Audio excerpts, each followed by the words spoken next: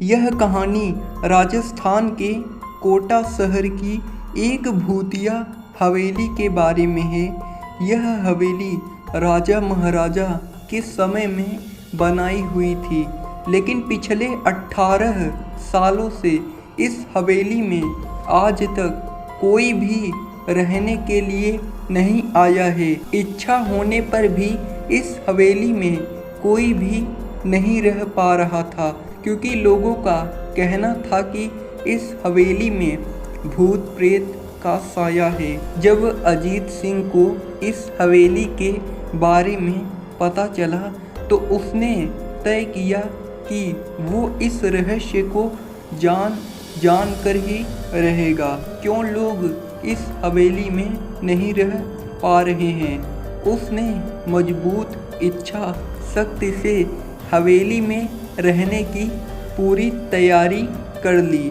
जब उसने हवेली के अंदर जाने के लिए पैर आगे बढ़ाए तो दरवाजे पे किसी अनजान व्यक्ति ने उसे रोक लिया और नज़दीक जाके बोली, कौन हो आप और किधर जा रहे हो?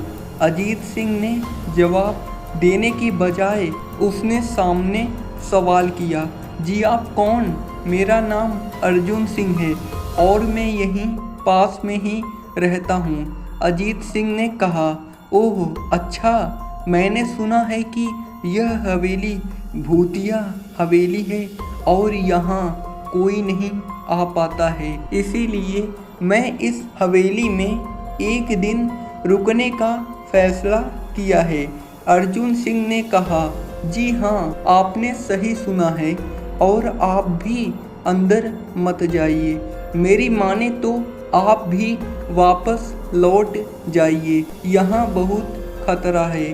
यह सुनकर अजीत सिंह खुश हो गया, जैसे उन्हें कोई लॉटरी लग गई हो। अर्जुन ने उसकी खुशी को देखकर बोला, आप क्यों खुश हो रहे हो?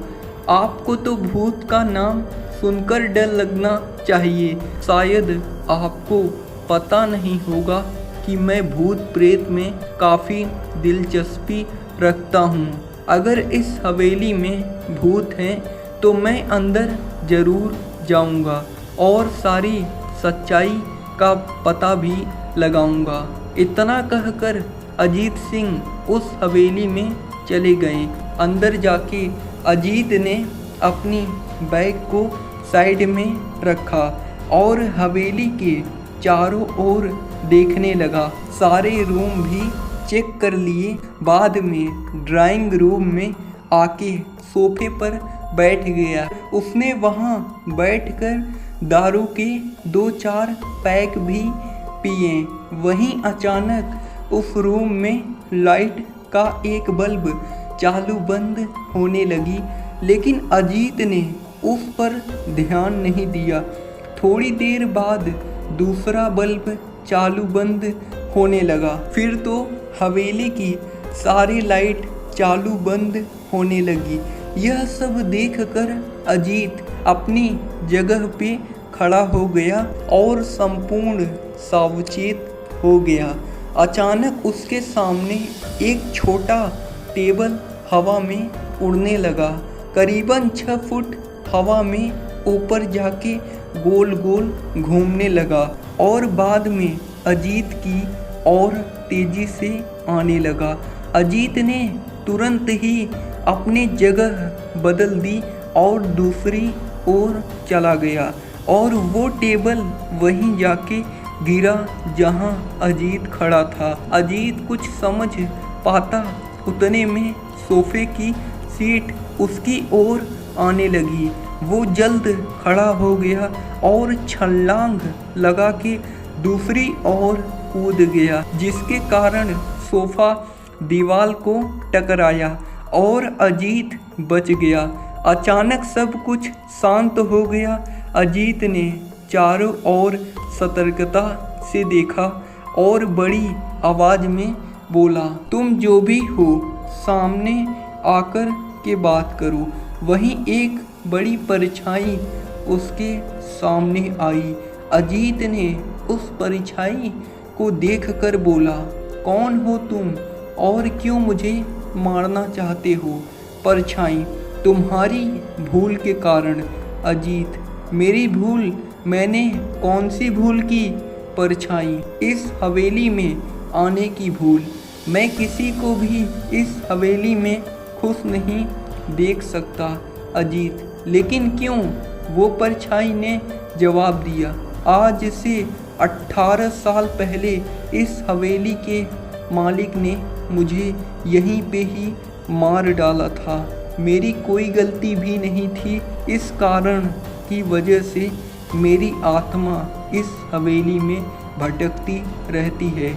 मैं किसी को भी इस हवेली में नहीं रहने दूंगा, क्योंकि इस हवेली में मेरा खून हुआ था। इस हवेली में जो भी रहने के लिए आएगा उसकी मौत होगी।